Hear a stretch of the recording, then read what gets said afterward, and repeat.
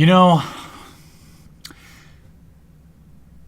it's kind of like suspecting your significant other's been cheating on you for a very long time and then coming home early from a business trip to catch them in bed with someone else.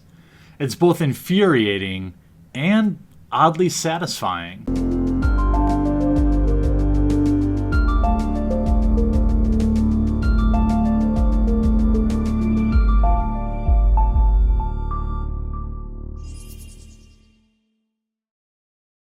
Well, if you haven't heard, there's been a ton of drama going on in the MTG vendor community as news of the fact that they had previous knowledge of Eternal Masters months ago has been finally confirmed.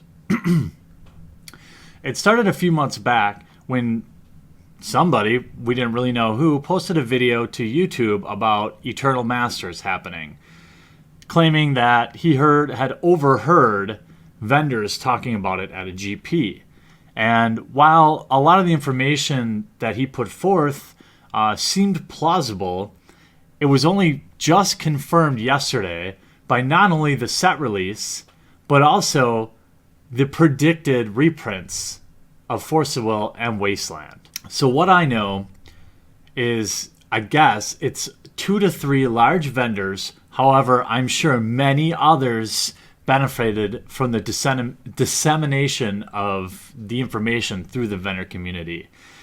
That there is also allegedly a full list of the Eternal Masters set currently being shopped to vendors at a $25,000 price point.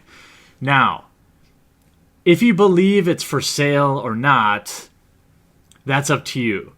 But I've talked to several people in the finance community, people that told me Modern Masters 2 was actually fully spoiled many months in advance amongst vendors.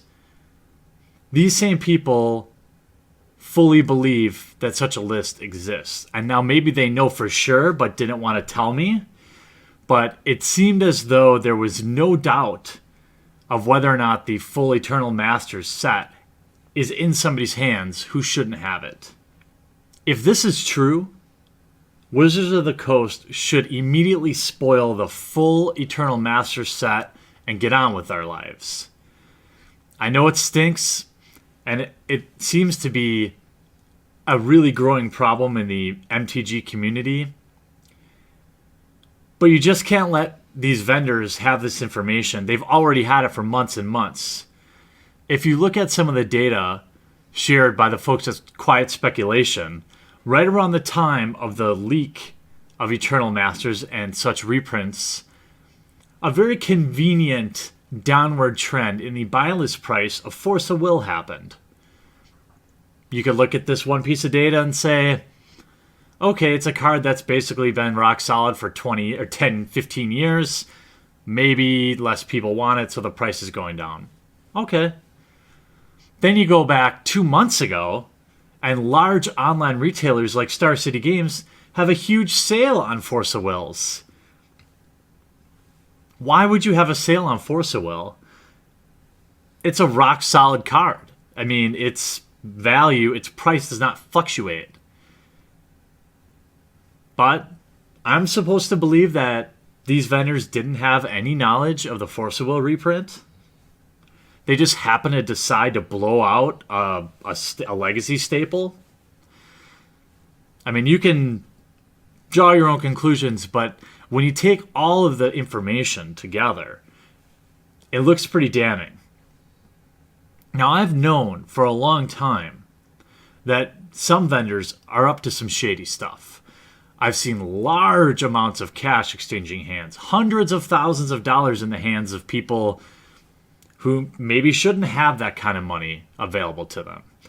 I've seen the way they work, the way they work the system firsthand. And while many of them are upstanding citizens, there's also a lot of scumbags. The vendor community is desperately in need of some regulation and some checks and balances. One of the largest buyers I've spoke to actually buys cards here in the US and sells them in Japan. Okay, so they can pay more for cards here because they sell for more in Japan. Now, it leads me to wonder, where are they paying taxes? Is there some sort of shipping? I mean, are they claiming that they're bringing $400,000 in Tarmogoyfs from the United States to Japan? I hope so. But that's an interesting question to ask. This is what you need to know. If you're a vendor, the faster you can publicly out those other people involved in the illegal activity, the quicker you can start distancing yourself from them. The longer you stay quiet, the longer you try to protect those who would seek to rip off us players, the more likely you will forever be associated with these scumbags. You must do the right thing. Because if you don't, you will all feel the pain. You'll lose customer confidence. I, for one, if I don't see swift action with these vendors, I will never sell to one again, ever.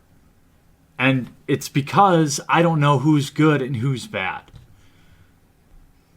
If you know who's doing this and you say nothing, you're just as bad as they are. Magic is already so expensive for us players, and it is so disheartening to see this level of scumbaggery be happening. And if that's not enough to incent you, I can tell you what.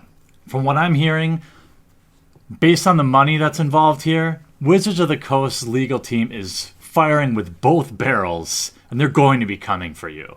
What's up, and thanks for watching this video. I produce all different kinds of content, so if you haven't yet, click on my face to subscribe. If you want to watch more videos, I've got some sweet playlists, including this one, where I open up every fat pack ever created. I've also got this one over here where I open just about anything vintage and old and expensive for your enjoyment. And all this is made possible by the awesome backers at our Patreon, which is linked in the description of every video. Hop on over there, check it out, see if it's something you might want to consider. If not, sit back, enjoy, and I'll still love you.